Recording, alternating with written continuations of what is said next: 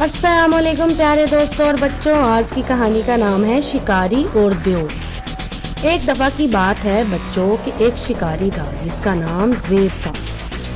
ज़ेब को शिकार का बहुत शौक था। वो चाहता था कि वो शिकार के तमाम गुर सीख ले और बहुत माहिर शिकारी बन जाए।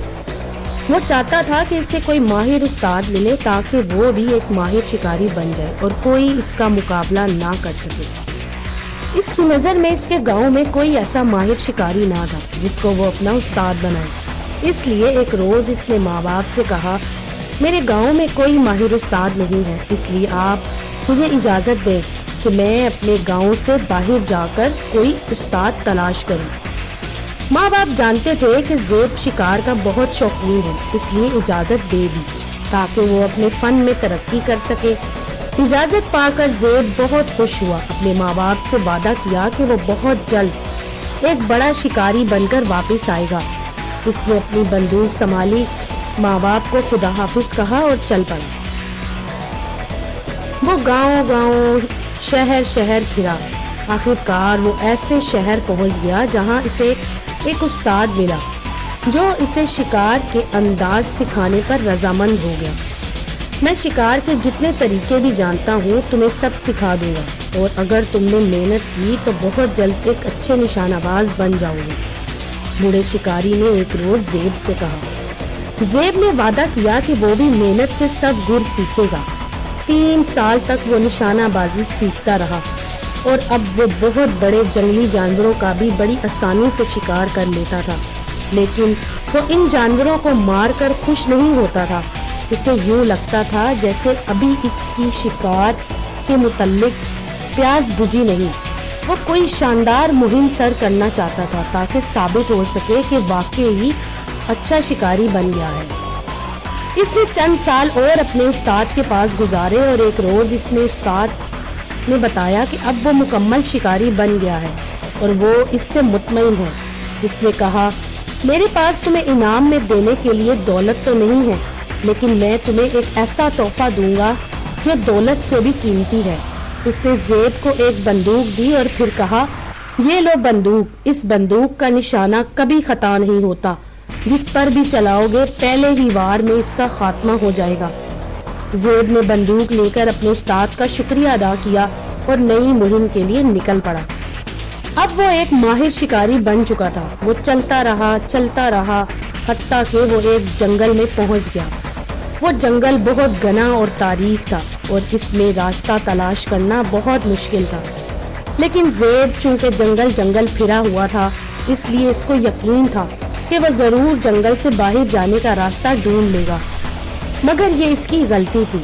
जंगल बहुत घना और तारीक था और फिर रात भी हो गई थी और इसको रास्ता बिल्कुल भी नहीं मिल रहा था और वो ये भी नहीं चाहता था कि अपने आप को जंगली दरिंदों के सुपुर्द कर दे। वो जंगल में इधर उधर धाड़ रहा था। वो बहुत जल्द किसी महफूज जगह में छुप जाना चाहता था। वो एक दरख्त पर चढ़ गया और सुबह तक इसकी घनी शाखों में छुप गया। दरख्त के ऊपर से इसने वहां से थोड़ी सी दूर बहुत बड़ी आग जलती हुई देखी। पर आग की रोशनी में इसने देखा कि आग के गिर्द 3 देव बैठे हुए हैं जो एक बैल आग पर रोस्ट कर रहे हैं। ज़ेब ने सोचा कि ये देव किस तरह जंगल से बाहर निकलने के लिए मेरी मदद कर सकते हैं।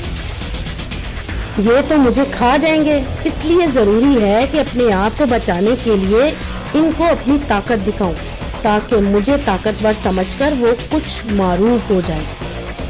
ये सोचकर वो दरख्त से जरा नीचे वाली शाखों पर आ गया जहां से इन देवों का निशाना आसानी से बनाया जा सके और फिर वो अपनी बंदूक की ताकत भी आजमाना चाहता था।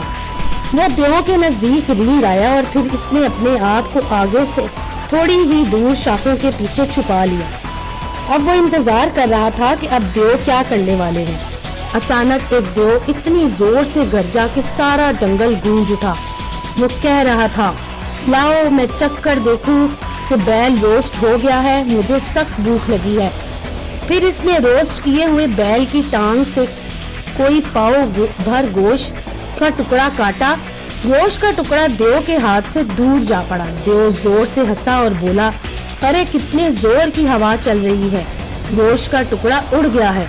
یہ کہہ کر دیو نے ایک اور ٹکڑا توڑا اور اپنے منہ میں رکھنے ہی والا تھا کہ دوسرا ٹکڑا بھی پہلے پیچھے ہی اڑ گیا۔ یہ دیکھ کر دوسرا دیو بولا، ارے بے وقوف، یہ ہوا نہیں ہے، کوئی نشانہ باز ہمارا نشانہ لے رہا ہے۔ جو کوئی بھی ہے ہمارے لیے مفید ثابت ہوگا، کیونکہ یہ کوئی ماہر نشانہ باز معلوم ہوتا ہے۔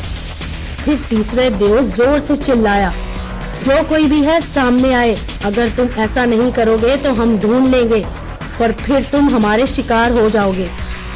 زیب نے شاخوں سے چھلانگ لگائی اور دیو کے نزدیک آ گیا، لیکن اس نے اپنی بندوق کی نالی ان کی طرف کی ہوئی تھی۔ اس بندوق کو ہٹا لو، ہم تمہیں کچھ نہیں کہیں گے، آؤ بیٹھو اور کھانا کھاؤ۔ پہلے جن نے کہا، تم ہمارے جنگل میں کیا کرنے آئے ہو؟ اس نے پھر پوچھا، مجھے جنگل سے باہر نکلنے کا راستہ نہیں مل رہا، اگر تم میری مدد کرو تو میں تمہارا بڑا ممنون ہوں گا، کیونکہ میں جنگل میں رہنا نہیں چاہتا۔ زیب نے کہا، اچھا اب بات بنی۔ دوسرے جن نے اپنے ساتھی کو آنکھ مارتے ہوئے کہا، تمہارے پاس تو بڑی طاقتور بندوق ہے۔ ہاں، یہ تمہارے کسی کام کی نہیں، اس کا نشانہ صرف اس وقت خطا نہیں جاتا جب میں اس کو چلاؤں۔ زیب نے بندوق کے بارے میں بتاتے ہوئے کہا، کوئی بات نہیں۔ تیسرے نے کہا، اگر تم ہمارے ساتھ ہو تو یہ ہتھیار ہمارے لیے بھی مفید ہو سکتا ہے۔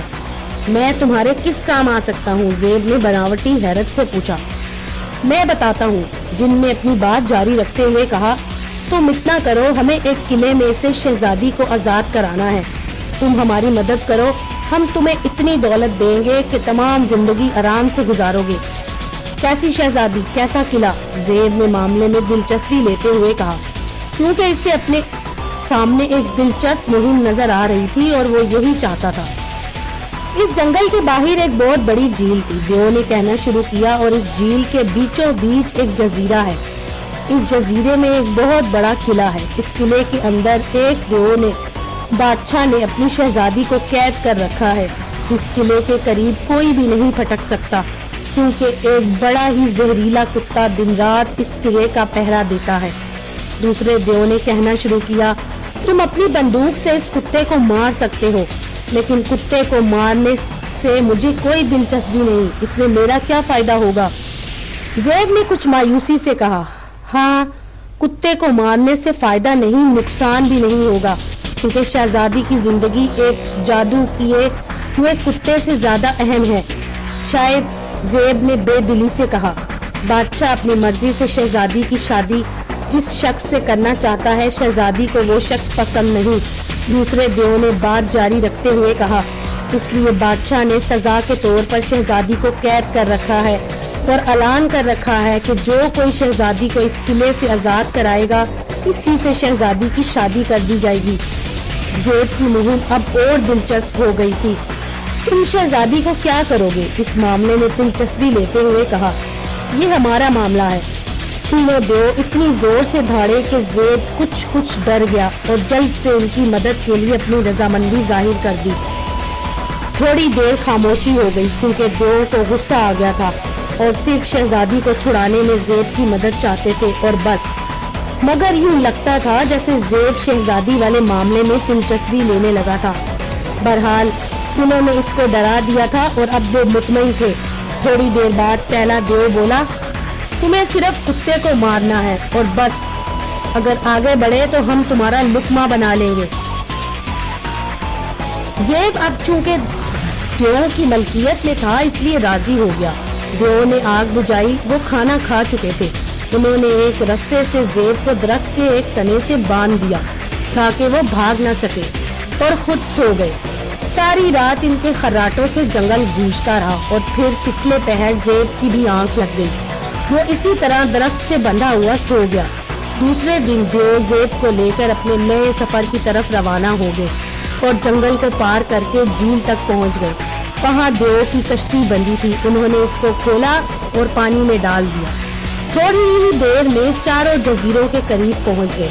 کتے نے ان کو دیکھ لیا تھا اور اس نے بھونکنے کے لیے اپنا منہ کھولا ہی تھا کہ زیب، جو کہ ماہر نشانہ باز تھا، اس نے اس کو نشانہ بنایا اور کتا پلک جھپکتے ہی ٹھنڈا ہو گیا۔ شاباش! پہلے جن نے زیب کے کندھے پر تھپکی دیتے ہوئے کہا۔ تھپکی کیا اچھا خاصا دھکا دیا اور زیب تقریباً اوندھے منہ کشتی کے اندر گرا پڑا تھا۔ وہ جلدی سے اٹھا، اب اس کا کام ختم ہو گیا تھا۔ اب ہم کشتی کو ساحل پر لگا دیں اور شہزادی کو قلعے سے نکال لیں، پہلے دیو نے پھر سے کہا۔ اتنی جلدی نہیں، زیب نے اپنا سانس درست کرتے ہوئے کہا۔ تم تینوں یہیں ساحل پر ٹھہرو اور میں قلعے کے اندر جا کر دیکھتا ہوں کہ کوئی اور اندر موجود تو نہیں۔ اگر شہزادی کے علاوہ کوئی اور اس کی حفاظت کو موجود ہوا تو میں اپنی بندوق سے ان کا بھی کام تمام کر دوں گا اور پھر شہزادی کو لے جانا تمہارے لیے آسان ہوگا۔ دیو ہیں ٹھہر گئے اور زیب اندر قلعے میں چلا گیا۔ اسے راستے میں کوئی نہ ملا۔ اسے ایک بڑا ہال نما کمرہ نظر آیا۔ دروازہ کھول کر وہ اندر ہال کمرے میں داخل ہو گیا۔ کمرہ شاندار قیمتی فرنیچر سے سجا ہوا تھا۔ اس طرف دیو کے اوپر ایک اعلیٰ قسم کی سلور چمکدار تلوار لٹکی ہوئی تھی اور تلوار کے نیچے دیوار پر ایک چھوٹی سی تختی لگی ہوئی تھی جس کے اوپر لکھا تھا، اس تلوار کو حاصل کرنے والا اپنے مخالفوں کو بآسانی ختم کر سکتا ہے۔ نے جلدی ہی وہ تلوار اتار لی اور اسے اپنے کندھے پر لٹکا لیا۔ تلوار لٹکاتے وقت اس نے دیکھا کہ تلوار کے اوپر بادشاہ کا نام کھدا ہوا ہے۔ ہال کمرے سے باہر آ کر وہ ایک کمرے میں داخل ہوا۔ اس کمرے میں اس نے شہزادی کو دیکھا جو ایک شاندار بستر پر سوئی پڑی تھی۔ اس نے دیکھا کہ شہزادی بہت ہی حسین تھی۔ اس کا جی چاہا کہ شہزادی کو خود جلد از جلد حاصل کر لے۔ کیا میں اتنی خوبصورت اور نازک شہزادی کو ان دیوؤں کے سپرد کر دوں؟ نہیں، ایسا نہیں ہو سکتا۔ اس نے اپنے آپ سے کہا۔ اس کی نسبت تو شہزادی یہاں قید میں محفوظ ہے۔ اس نے سوئی ہوئی شہزادی کو جگانا مناسب نہ سمجھا، لیکن اس کے حسن سے معروب ہوتے ہوئے اس نے یہ ضروری سمجھا کہ اس کی یادداشت کے لیے شہزادی کا سلور کا ایک سلیپر لے لیا جس کے اوپر ایک سونے کا ستارہ لگا ہوا تھا۔ پھر اس نے کرسی کے اوپر پڑا ایک ریشمی اسکارف بھی لے لیا جس کے ایک طرف بادشاہ کا نام اور دوسری طرف شہزادی کا نام سنہری حروف سے لکھا تھا۔ یہ دونوں شہزادی کی چیزیں اس نے شہزادی کی یاد کے طور پر اپنے پاس رکھ لی اور پھر بڑی آہستگی سے کمرے سے نکل کر دروازہ بند کر دیا کیونکہ شہزادی ابھی تک گہری نیند سوئی ہوئی تھی۔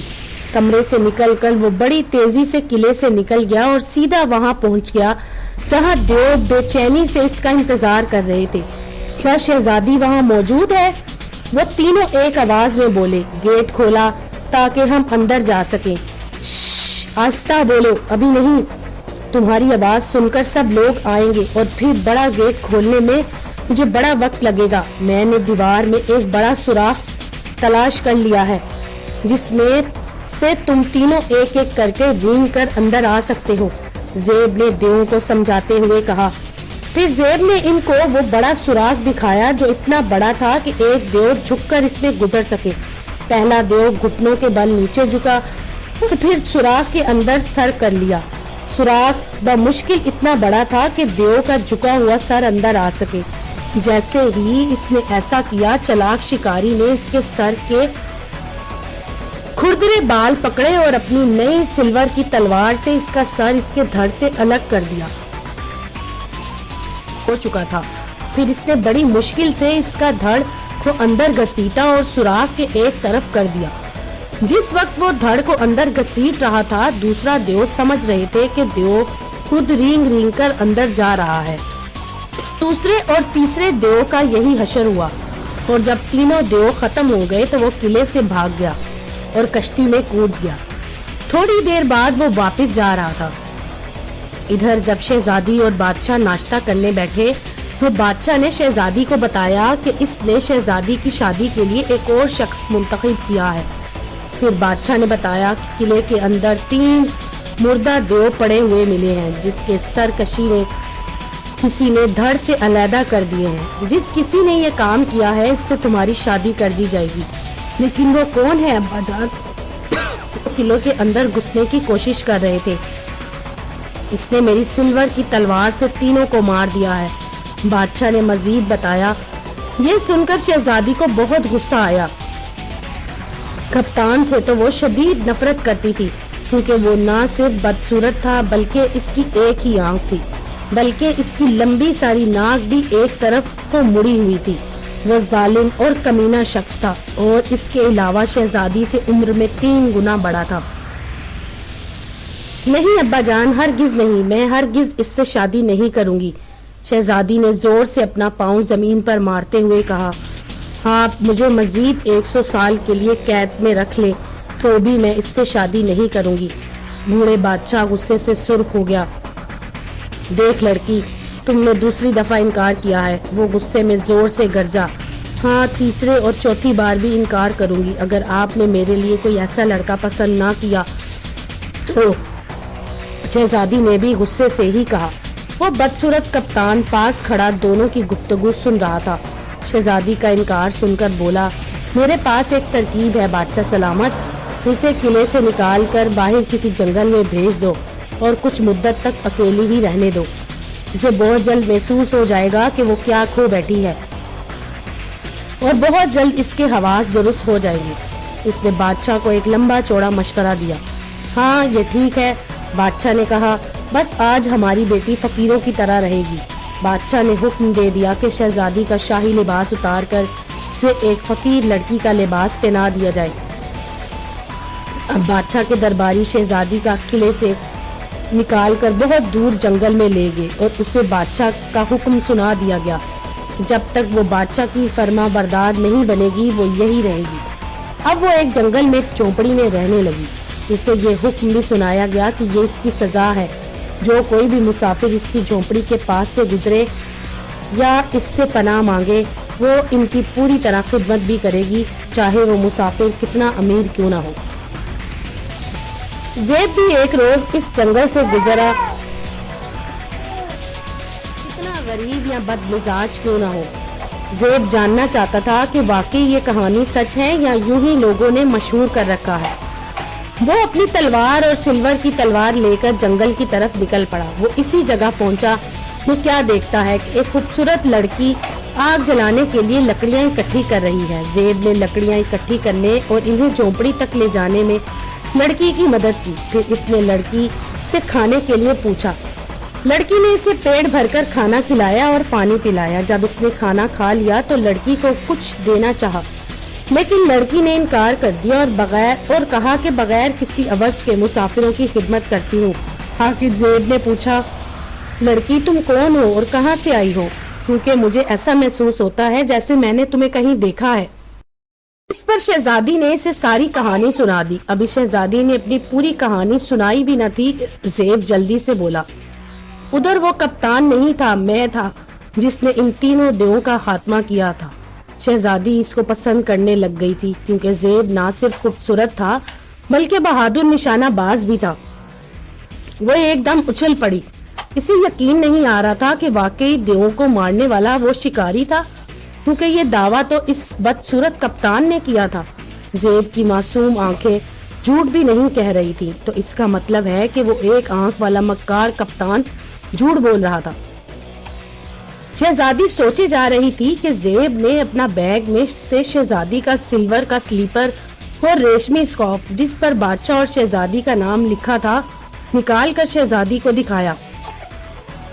پھر اس نے بادشاہ کی وہ سلور کی تلوار بھی دکھائی جس کے ساتھ اس نے دیووں کی ہلاک کیا تھا۔ شہزادی نے ثبوت کے لیے وہ چیزیں لی اور زیب کو لے کر محل کی طرف چل پڑی۔ محل پہنچ کر اس نے ساری بات اپنے باپ کو بتائی اور اپنی جوتی، اسکارف اور سب سے بڑا ثبوت وہ سلور کی تلوار دکھائی۔ بادشاہ زیب کی بہادری سے بہت متاثر ہوا۔ بادشاہ نے اب اپنی بیٹی کی شادی اس بہادر شکاری سے کر دی کیونکہ شہزادی بھی رضامند ہو گئی۔ زیب اپنی خوبصورت بیوی کو لے کر اپنے ماں باپ کے پاس چلا گیا اور انہیں بتایا کہ وہ ایک شاندار اور کامیاب مہم سر کر آیا ہے۔ لیکن بچوں، جانتے ہو اس دھوکے باز مکار اور کپتان کا کیا حشر ہوا؟ بادشاہ نے اسے 6 ماہ تک ایک اندھیری کوٹری میں قید کر رکھا اور پھر اسے ہمیشہ کے لیے محل سے نکال دیا۔ تو دوستو، اگر آپ کو میری یہ کہانی پسند آئی تو میرے چینل کو لائک